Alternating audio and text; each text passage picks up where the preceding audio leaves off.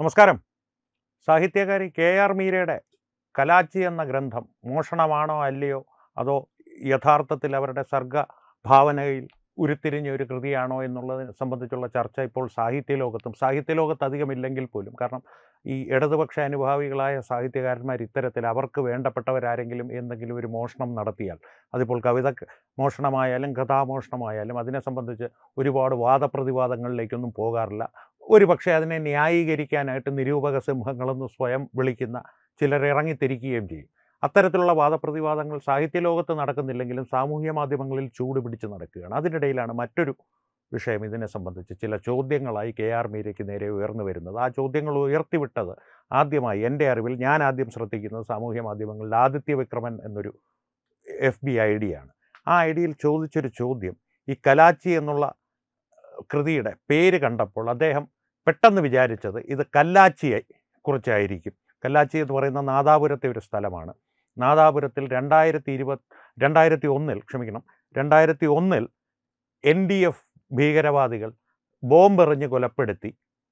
ഒരു ഈന്തുള്ളത്തിൽ ബിനു എന്നൊരു കമ്മ്യൂണിസ്റ്റ് സഖാവ് ഉണ്ടായിരുന്നു. വെറുതെ കൊലപ്പെടുത്തിയതല്ല. ആ വ്യക്തിയെ, ആ ബിനു എന്ന ചെറുപ്പക്കാരനെ ലക്ഷ്യമിട്ട് തന്നെ കൃത്യമായ ആസൂത്രണത്തോടു കൂടി തലങ്ങും വിലങ്ങും ബോംബെറിഞ്ഞ് നിലത്ത് വീഴ്ത്തി വെട്ടി നുറുക്കി. ഒടുവിൽ ആ വ്യക്തിയുടെ, ഇനി പറയുവാൻ പോകുന്ന കാര്യങ്ങൾ കുട്ടികൾക്കുള്ളതല്ല, 18 വയസ്സിന് മുകളിലേക്കുള്ളവർക്കാണ്, ഡിസ്ക്ലെയിമറാണ്. വെട്ടി വീഴ്ത്തി, വെട്ടി നുറുക്കി, ഒടുവിൽ ആ വ്യക്തിയുടെ ലിംഗം ഛേദിച്ച് അയാളുടെ വായിൽ തിരുകി. അത്രയും ഒരു ഭീകരാന്തരീക്ഷം സൃഷ്ടിച്ച് നടത്തിയൊരു കൊലപാതകത്തിൻ്റെ കഥയായിരിക്കും അത് എന്ന് ആദിത്യ വിക്രമൻ ഒരു നിമിഷത്തേക്ക് തെറ്റിദ്ധരിച്ചു പോയി എന്നാണ് അദ്ദേഹം പറയുന്നത്. ആ പോസ്റ്റോടുകൂടി ഒരുപക്ഷെ ഈ ഈന്തുള്ളത്തിൽ ബിനു എന്ന വ്യക്തിയുടെ കൊലപാതകം വീണ്ടും ചർച്ചയാവുകയാണ്. കെ.ആർ. മീര ഈ അടുത്തിടെ പറഞ്ഞിരുന്നു, അവർക്ക് ഇത്തരത്തിലുള്ള കഥാമോഷണം എന്ന വിമർശനത്തോട് ഭയമില്ല. 20 വർഷങ്ങൾ കഴിയുമ്പോൾ ഭാവി തലമുറ എന്തുകൊണ്ട് എഴുതിയില്ല എന്ന് ചോദിച്ചാൽ ആ ഒരു ചോദ്യത്തെ മാത്രമാണ് അവർക്ക് ഭയമെന്ന്. ഇപ്പോൾ കെ.ആർ. മീരയ്ക്ക് നേരെ അത്തരത്തിലുള്ളൊരു ചോദ്യമാണ് ഉയരുന്നത്. കെ.ആർ. മീര ഇടതുപക്ഷ അനുഭാവിയാണ്. അത് പലപ്പോഴായി അവർ തെളിയിച്ചിട്ടുള്ളതാണ്, പരസ്യമായി അവർ പ്രഖ്യാപിച്ചിട്ടുമുള്ളതാണ്.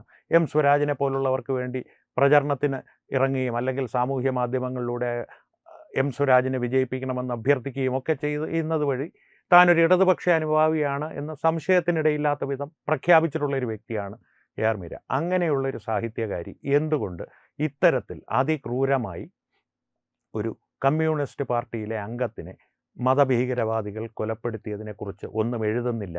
ഇന്ന കൃതിയെ തന്നെ എഴുതണം, അല്ലെങ്കിൽ ഇന്ന വിഷയത്തെക്കുറിച്ചൊരു സാഹിത്യകാരനോ രചന നടത്തണമെന്ന് ആർക്കും വാശി പിടിക്കുവാൻ സാധിക്കില്ല. പക്ഷേ സമൂഹത്തെക്കുറിച്ച്, സമൂഹത്തിൽ നടമാടുന്ന അനീതികൾക്കെതിരെ തൂലിക പടവാളാക്കി ഞാൻ പടക്കളത്തിലേക്ക് ഇറങ്ങുകയാണ് എന്ന് പ്രഖ്യാപിക്കുന്ന സാഹിത്യകാരന്മാരോടും സാഹിത്യകാരികളോടും ഇത്തരത്തിൽ അവർക്ക് അനുഭാവമുള്ള ആശയത്തിനോട് ചേർന്ന് നടക്കുന്ന സഹയാത്രികരെ എതിർപക്ഷം അല്ലെങ്കിൽ ഒരു മതഭീകരവാദികൾ ഇത്രയും ക്രൂരമായി കൊലപ്പെടുത്തുമ്പോൾ എന്തുകൊണ്ട് അതിനെതിരെ പ്രതികരിക്കുന്നില്ല, അല്ലെങ്കിൽ അതിനെതിരെ ഒരു രചന നടത്തുന്നില്ല എന്നുള്ളൊരു ചോദ്യം സ്വാഭാവികമായി ഉയരും.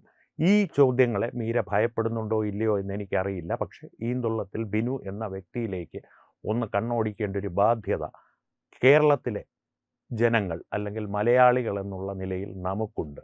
കാരണം ഈന്തുള്ളത്തിൽ ബിനു രാഷ്ട്രീയപരമായി എനിക്ക് യാതൊരു യോജിപ്പുമില്ലാത്തൊരു രാഷ്ട്രീയ കക്ഷിയുടെ അംഗമായിരുന്നു. എന്നിരുന്നാൽ പോലും ആ യുവാവിനെ രാഷ്ട്രീയ വിരോധം കൊണ്ടല്ല കൊലപ്പെടുത്തിയത്, മറ്റെന്തോ കാരണങ്ങൾ കൊണ്ടാണ്.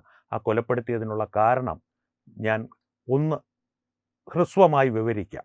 കൊലപ്പെടുത്തിയതിനുള്ള കാരണമായി ഈ മതഭീകരവാദികൾ പറഞ്ഞത് അടിസ്ഥാനപരമായിട്ട് ഒരു നബീസു എന്നൊരു സ്ത്രീയെ നിസ്കാരപ്പായിലിട്ട് ഈന്തുള്ളത്തിൽ ബിനു ബലാത്സംഗം ചെയ്തു എന്നൊരു കള്ളക്കഥ നാദാപുരമാകെ NDF ഭീകരവാദികൾ, ഈ NDF എന്ന് പറയുന്നത് നമ്മുടെ പോപ്പുലർ ഫ്രണ്ട് ഓഫ് ഇന്ത്യ എന്ന ഇപ്പോഴത്തെ നിരോധിത ഭീകരവാദ സംഘടനയുടെ മുൻഗാമികളാണ്, മുൻ രൂപമാണ്.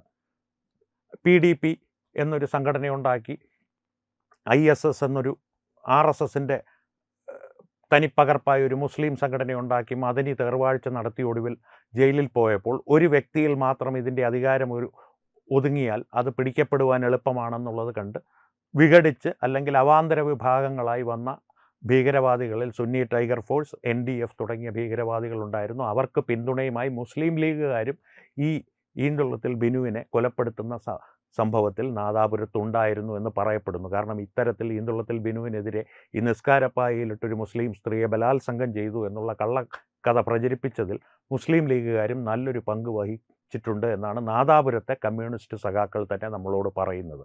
ഇത്തരത്തിലൊരു കള്ളക്കഥ പ്രചരിപ്പിച്ചതിന് ശേഷമാണ് അതിക്രൂരമായി പെരുവഴിയിലിട്ട് ബോംബുകൾ എറിഞ്ഞ് അവശനാക്കി നിലത്ത് വീഴ്ത്തി വെട്ടിക്കീറി കൊലപ്പെടുത്തിയിട്ടും മതിയാകാതെ കാഫിറിൻ്റെ ലിംഗം ഛേദിച്ച് കാഫിറിൻ്റെ വായിലേക്ക് അവർ തിരികെ കൊടുത്തത് ഈ മതഭീകരവാദികൾ. അതിനെക്കുറിച്ച് ഏതെങ്കിലും ഒരു സാഹിത്യകാരിയോ സാഹിത്യകാരനോ ഇടതുപക്ഷ അനുഭാവി എന്ന് സ്വയം അഭിമാനത്തോടു കൂടി പ്രഖ്യാപിക്കുന്ന ഏതെങ്കിലും സാഹിത്യകാരനോ സാഹിത്യകാരിയോ പ്രഖ്യാപനങ്ങൾ നടത്തുന്നത് നിങ്ങൾ കണ്ടിട്ടുണ്ടോ? അല്ലെങ്കിൽ പ്രതിഷേധ സ്വരങ്ങൾ ഉയർത്തുന്നത് പ്രേക്ഷകർ കണ്ടിട്ടോ കേട്ടിട്ടോ ഉണ്ടോ എന്ന് ചോദിച്ചാൽ ഇല്ല എന്ന് തന്നെയായിരിക്കും നിങ്ങളുടെ ഉത്തരമെന്ന് എനിക്കുറപ്പാണ്. അല്ല എങ്കിൽ നിങ്ങളത് നിങ്ങളുടെ അഭിപ്രായങ്ങളായി കമൻറ്റുകളിലൂടെ രേഖപ്പെടുത്തുക. കാരണം എനിക്കും അറിയുവാൻ താല്പര്യമുണ്ട്, അങ്ങനെ ആരെങ്കിലും അതിനെതിരെ പ്രതിഷേധ സ്വരങ്ങൾ ഉയർത്തിയിരുന്നു, അത്രയ്ക്ക് ധൈര്യം ആർക്കെങ്കിലും ഉണ്ടായിരുന്നു എന്ന്. ഉണ്ടാവാൻ സാധ്യത തീരെ കുറവാണെന്നല്ല, സാധ്യത ഇല്ല തന്നെ. അതിൻ്റെ കാരണം അടിസ്ഥാനപരമായി ഇപ്പോഴത്തെ കമ്മ്യൂണിസ്റ്റ് പാർട്ടി എന്ന പ്രസ്ഥാനം ഏതാണ്ട് പൂർണ്ണമായി തന്നെ മതഭീകരവാദികളുടെ, ഇസ്ലാമിക ഭീകരവാദികളുടെ, ജിഹാദികളുടെ കാൽച്ചുവട്ടിൽ തങ്ങളുടെ സർവസ്വവും അടിയറ വെച്ച രീതിയിലാണ് മുന്നോട്ട് പ്രവർത്തിക്കുന്നത്. തങ്ങൾക്ക് അധികാരത്തിൽ നിലനിൽക്കുവാൻ വേണ്ടി സ്വന്തം വീടുകളിൽ നിന്ന് അറബി കല്യാണങ്ങൾ പോലും ചെയ്തു കൊടുക്കുവാൻ മടിയില്ലാത്ത നേതാക്കന്മാരാണ് ഇന്ന് കമ്മ്യൂണിസ്റ്റ് പാർട്ടിയെ നയിക്കുന്നത് എന്നാണ് വിമർശകർ പറയുന്നത്.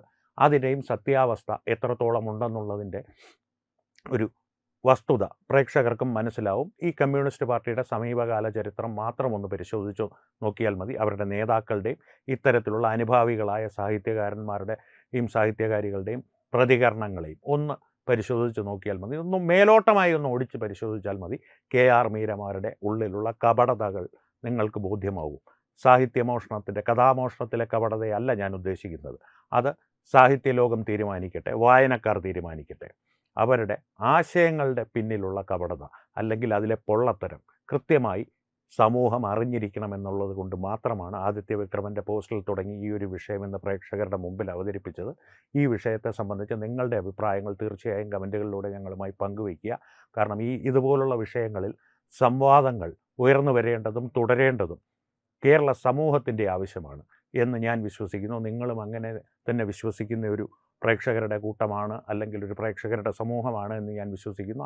അതുകൊണ്ട് തന്നെ സംവാദങ്ങൾ തുടരട്ടെ. വീണ്ടും കാണാം. നന്ദി, നമസ്കാരം. HIV അണുബാധ സന്തോഷപൂർണമായ ഒരു ജീവിതത്തിന് തടസ്സമല്ല. HIV അണുബാധയ്ക്ക് ഫലപ്രദമായ ചികിത്സ ഇന്ന് ലഭ്യമാണ്. ഇതിന് യഥാസമയം അണുബാധ കണ്ടെത്തുന്നതും കാലേക്കൂട്ടി ചികിത്സ നടത്തേണ്ടതും അത്യാവശ്യമാണ്. സൗജന്യമായ ചികിത്സയും മാർഗനിർദ്ദേശങ്ങളും സർക്കാർ ആശുപത്രികളിലെ ART അഥവാ ഉഷസ് കേന്ദ്രങ്ങളിൽ ലഭ്യമാണ്. ആരോഗ്യ സംരക്ഷണം ഓരോരുത്തരുടെയും ഉത്തരവാദിത്തമാണ്.